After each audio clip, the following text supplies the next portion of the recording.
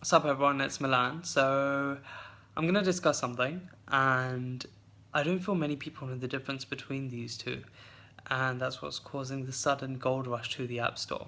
And that is the difference between iteration and innovation. Now, iteration is a minor change to something, it's an incremental progress, it's something that is only a slight variation of something in order to be slightly better. Innovation, sorry, my bad. Innovation is literally changing it from the roots, changing the status quo. It's rethinking the entire fucking thing. It's reverse engineering it. It's doing something from ground up. It's like breaking something down and then rebuilding it from ground up to make it a million times fucking better, right? And there's so many tech companies, there's so many apps, all these little kids creating apps, and they're like, yeah, they're all hopping into this sudden app gold rush, and they define themselves as, yeah, we're the Uber of this, or we're the Airbnb of that. And it's like, mate, what are you fucking playing at? Like, the moment you define yourself based off of somebody else's success, you're already fucking lost, because what you created is probably going to be a piece of shit, right? People need to innovate, and there's just a lack of innovation because people feel like, I've got an idea, let me launch an app, maybe I'll be a fucking millionaire, right? It's the same internet rush that was there in the 90s, and now it's with the apps, right? People think that they can just launch an app and be fucking millionaires overnight. Let me give you a newsletter, mate, ain't gonna fucking happen. It just ain't gonna fucking happen. Now, the amount of thinking that goes into building an app is just insane. Like, you have to think of everything from technical architecture, technical architecture to UI to UX to neuro sort of cognitive, neuroscientific and cognitive triggers, behavioral psychology, various things like that to get users to behave in a certain way.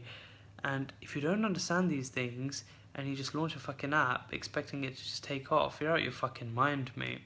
Now, how do you stop iterating and how do you start innovating? Firstly, stop defining yourself as the Uber of this and the Airbnb of that, and start saying, what can I truly do differently? Now let's see what all of these companies done, right? Airbnb, it created a platform delivery service that offered taxis for cheaper, it automated the entire receipt process and made it completely cashless, right? It literally done something that wasn't ever out there, right? Let's think about Snapchat. What did Snapchat do? Snapchat created a method by which you can send photos and only have them on your phone for a certain period of time. There was never an app out there because until now, anything you ever sent was always held on the phone. This didn't allow for that to happen. Instagram made you view made it made you view pictures differently because the pictures that you posted were suddenly seen through these beautiful filters, and it represented what you live sort of day in day out, and it represented it in a beautiful new light. And it's these little things, like think about Twitter, for example. It summarized everything within 140 characters. Now that's innovation. That's doing things differently. That's thinking about shit that doesn't exist right now and doing it.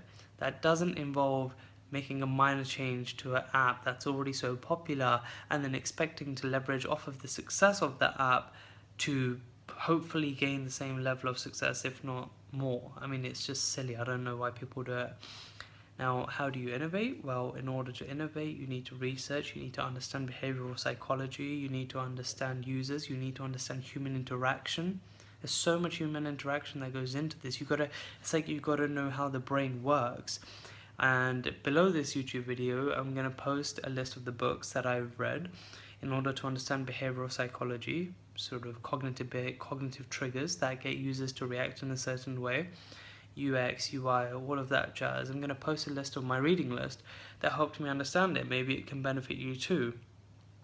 But the purpose of this video is to kind of say, look, stop iterating shit, expecting to be just as successful. Stop kind of hopping onto this app gold digging and gold phase, because it just ain't gonna happen. And if you're gonna be in tech, innovate, change. As Steve Jobs said, we all know this fucking quote, and it says, "Stay hungry, stay foolish." Right? I was watching this interview with Steve Wozniak, and he says how at one point him and Steve Jobs had to step for 4 days in a fucking row, and they were the first ever people to bring color to a screen.